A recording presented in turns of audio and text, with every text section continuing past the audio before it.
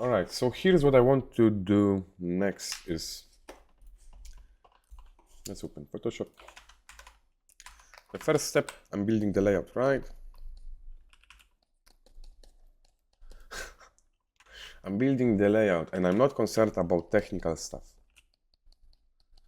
I can have like an idea for the story. My idea of the story is I love like Eastern Europe. I love how I've been born and raised in Poland, right? So this is stuff that's like really most impactful to me.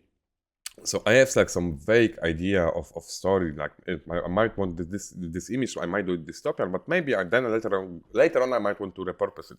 But what I'm trying to say is I'm not trying to like dwelling too much on what the story should be, because all I know is I'm not focusing on technical stuff. I'm not focusing on lighting, because when I was doing this, when I was focusing on the story first and the lighting, I mean, god damn it, I always will have some story in mind. But my idea for the story is where people meet or interact. This is always my idea for the story, right? Like all this I know.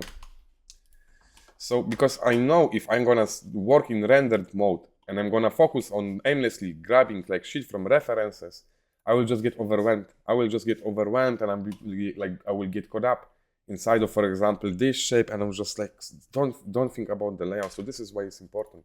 We want the painter and architect inside of us to keep building the scene. The painter inside of us want to see big, medium, small, and want to feel the scale and want to feel the depth, and we're gonna feel the depth because of those elements, and we're gonna feel the scale because this dot is this small and my camera horizon line is low, and this shape takes so much space, right?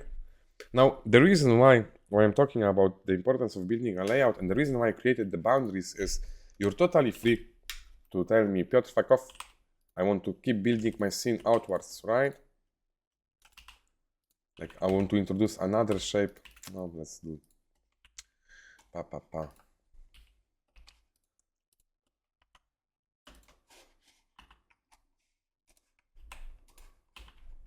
Let's do something that's complicated, more complicated. Like this is, for example, cool. Like it follows the and there are concentric circles at work in here, right? But I love how they're being broken. Like it's not so obvious, right? So I might just start doing this. Like so. And then I'm gonna expand. Like I want to make this environment more scaly, right? So I might do this, and this is fine. Like this, whatever the shape this could be. And this. And this. And this. And let's extrude it. This is why also I wanted to... Let me just explain. So I'm building the layout outwards, right? So it means I might want to start pushing my camera back. But, sorry, the more I will push my camera back, you see how this object becomes small in my scene? Like I can increase my lenses, sure. But the thing is, the reason why I have those boundaries is because I want for this, my main shape, to be at the center of, not at the center, to take this much space in the frame, because this is how I feel the scale. This is for me, less is more. And I talked about it in the longer video, but you can totally like try building your layouts and fuck me, I'm so sorry. Like making them bigger. But what's gonna happen with time? The object that you wanted to show your seat, your hero object, will just get lost. We'll just lose its scale because we're gonna be pulling our camera away. So one solution to that is, if you're gonna pull your camera away, just remember, maybe try to make your object bigger. But if you will make your object bigger, it means you need to figure out the weight of it some more, right? This would also like work to some extent. I hope you see what I'm getting at. I want really for this object to be the biggest one in the frame, right? Let's reroll everything. So that's why I'm setting up those boundary box. But again, you don't have to follow them. And again, after you, I know this is simple. And the other misconception is we have this tendency to think, because this is a huge 3D trap, right? We tend to overcomplicate our scenes. We tend to add more and more shit and more stuff, hoping like that more is better and it will be more visually appealing. So I want you to know that images that where the client are reaching out to me aren't extremely busy scenes. What they prefer to see is a well-thought layout that maybe focuses on one thing, because on a daily task when I was working on games and in movies too, because in movies you will want to do a bunch of different shots, and if your layout is right, like the shots, the compositions will be building themselves. Like, fuck me, this already works, right? Because there's a layout, and this might be like a restaurant or something. What I want to say is, I'm a huge fan. If you build a proper layout, you'll be able to come up with like a bunch of different shots within the scene. You don't only want to focus on one scene. And the other thing is, all right, because I started talking about it already, I want to unpack some things, and I written what I want to unpack in notes. So why I'm a huge fan of smaller scale designs like this one, meaning I still will do shots like this one, right? I love doing shots like this one, but here's the thing. The most common ask I will get from a client is, we want to do, when you're working on a game, right? What they will want to ask for is, first we want to do maybe like an establishing shot, like a huge keyframe of like a part of environment, right? So it can be something, some building, something to the side, right? First they might ask for establishing shot where it just gives you feelings, right? And I'm not really solving problems, but then if we delve deep into working on this environment, we kind of want to start figuring out what's in here, right? So this is like the upside of working in Blender, but also because, well, we can just reuse the scenes and we can then connect it together. But I wanted to say is, sometimes I've been asked to create like these huge vista shots, right? Or sometimes I've done like, I don't want to talk about what I've done. But most of them, now they will ask, all right, we need to figure this area now, right? So the thing is, like, I would consider this like a smaller scale design, right? And if I try to only show this much in the frame, I have so much more time to figure out how the shapes are connecting or what the shapes are doing, right? But if I start pulling out my camera and I will start like doing some busy shit, now guess what? I have more shapes that I need to figure out how they're connecting with the environment or how the architecture works. And I'm saying, like, again, we're repeating the importance of layout, or like trying to maybe not to, I know our brain 3D wants us to do, we can do more, but I want to say is, it was me learning John Park from tutorials like 6 years ago, right? And I've done like so many more images. But I'm saying, by the way, what I've learned from his tutorials, and I'm still doing it this well, and I'm glad I'm talking about this because I might forget to talk about it, is I've learned from John Park that small strokes, refined strokes go to your focal point and broad strokes to the middle.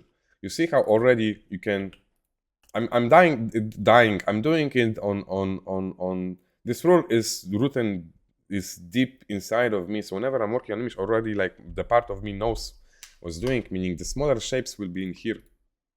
And the broader strokes, the bigger shapes will be at the sides of the frame. But I wanted to I'm trying to focus my brain power on single task, which is this viewport. Piotr, focus. I know my head does that, and I'm working on it. But I still wanted to talk about one more thing, because I already talked about the AI, so just briefly. I want you to remember that, and I might be full of shit, I don't know. But the way I always look at it is, tablet is a tool, piece of paper is a tool, canvas is a tool, monitor is a tool, Blender is a tool, Paint is a fucking tool, Photoshop is a tool. What I want to say is, artists who understand the foundations behind working image will always have a upper hand, or will always land better than artists who are just get caught up in one tool, and they think the tool like Blender, for example, like 3D, because you can do so much. So the shit should be doing itself, right? Without understanding the foundations. Like, those artists will be filtered out within the next couple of years. I'm just assuming I might be fucking full of shit. But the way I'm thinking about it is, will be just drowned by the amount of new artists and new artworks, right? But our brains will always know better which image stands out, and our brain will know better because our brain knows the foundations of behind working image. And again, no matter what the tool is or the tool will be, you always want to work on your foundations. We always want to work on your understanding what makes an image work, right? And I feel like I want to say like I guarantee your future will be safe, but I'm saying like this is the oh fuck a fucking spider. Oh, bam! I hate spiders. I'm terrified of spiders. Anyway, I want you to know AI might in the end just be the tool, and what matters is your understanding on images, and you will stand out more no matter what the tool is if you understand the foundations better. Because in tool we're just executing our knowledge, right? So let's get back to the layout. Now I want to keep it simple, and by the way, I need to also mention because I plan on releasing a bunch of new tutorials more often than one a year, and this is like this entry level of what you really need to know in order to make like more epic and complex scenes. And I already like I'm hoping like this will give you some tools already or understanding like how to make those busier images work. Now, as I mentioned, there's a painter inside of me, right? And the painter inside of me loves this shape, loves this rest, but I'm thinking, all right, but I don't really want to have super straight lines. So I'm just gonna be fucking with the shapes a bit. I'm gonna be using Simply Deform paper. And I want for my shape to do either this or maybe this, and maybe there could be a bigger shape above. I'm still remembering my rules. I'm still conscious of never halves. It's all about never halves in this tutorial. Alright, so this shape might go like so. Now the architect inside of me is still worried because I've added this and this shape is getting heavier. So what I want to do is I want to maybe add a pillar. I want to add like some sort of architecture in here. So I'm thinking, because there's this leg in here, so maybe there's like some support beam. Right, like it could go like so, and it could be repeated throughout like so, but this is boring. I really want to avoid like those super sharp angles touching, and I want to use maybe architecture as a to add some rhythms, to add some juice, to add some flows. So I'm thinking, all right, maybe this pillar could go like so, but this is gonna be boring. Or maybe like so, but this is gonna be boring. Now, how do I come up with ideas? How do I want this to make this pillar? So this is again, we're gonna circle back to doing references. Because if I open my PureRef,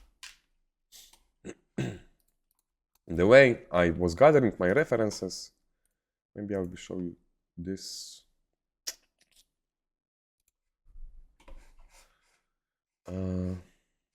This was me figuring architecture of castles. Like you see how they're like built. This is amazing.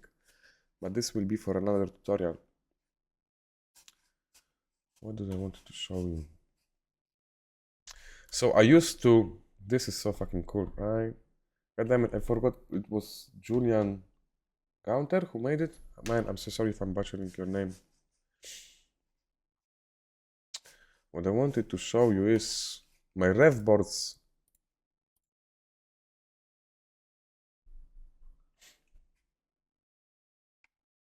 Used to look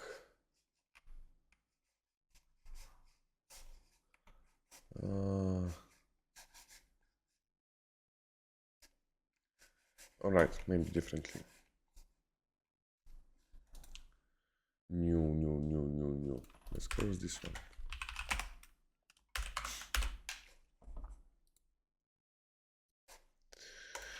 Piotr Jabłoński art.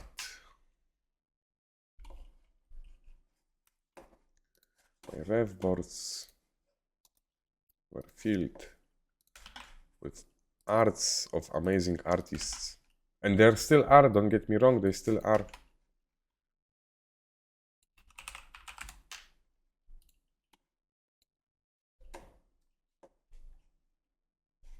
Especially this one. I always love this one so much. I mean, since I've seen it. And I've seen it like with while doing like classes at New Age. And by the way, just to clarify, I'm like there 1 week. There's like 2 week long classes. we are doing urban environment, and I've seen a lot of artists were using those references because this gives you a lot of feelings, and I can tell you why this one explained to you. Why? I mean, you already know, right? But there are objects receding into the distance are getting smaller, and the distances between them are different intervals, right? And this one might even, like, there are artists who are bold enough where they will place a shape in the middle because they don't give a fuck, right? And there is a feeling of movement over there by repetition. There is a feeling of movement pulling us into other directions, and there are some leading lines, and there's arrangement of shapes. And one of the shapes is bigger than the other. It stands out, and I'm really simplifying it. But I was using a lot of references like this, and like 10 of others, right?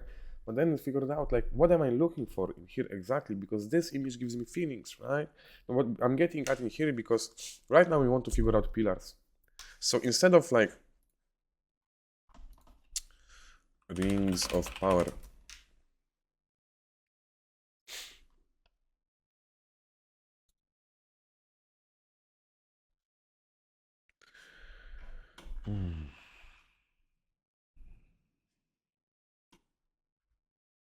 where are those images? God damn it. I can't find them. Oh, fuck. Let's take this one. Or this one. So I would, for example, maybe grab this image as a reference, right? Or I would grab this image as a reference. And those are like super extremely cool. And I love like this area of resting here. This is cool. And the shapes are getting smaller and smaller and smaller, right? And we have two statues. This gives me idea for like how I can tackle my image. But what I wanted to say is I would gather some images for feelings, right? But then I've learned that I don't want to, I want to look for references that are very specific. So I'm trying to get at is, now I need to solve this problem. This is my problem. This is my pillar. And I don't know how to do pillars. So instead of looking for solutions in those beautiful images that give me feelings, my ref board instead started looking like this.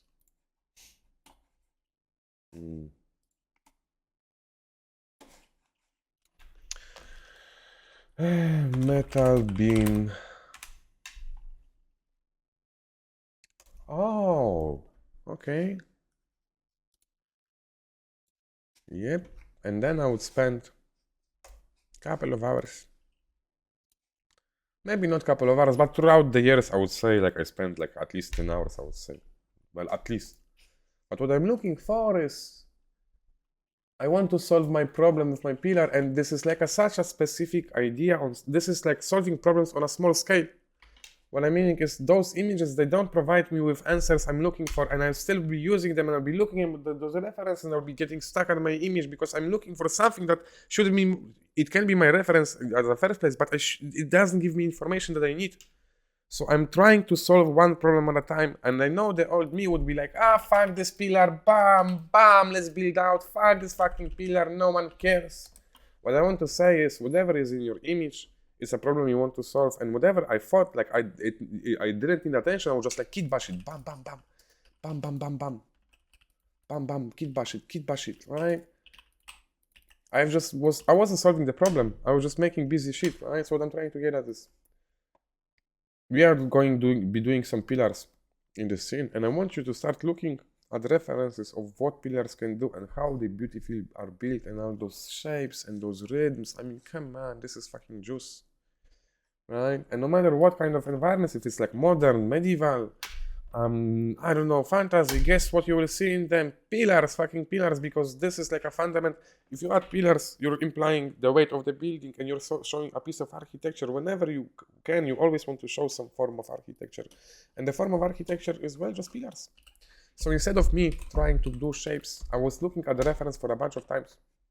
And now I'm going to be just using a curve to build a pillar.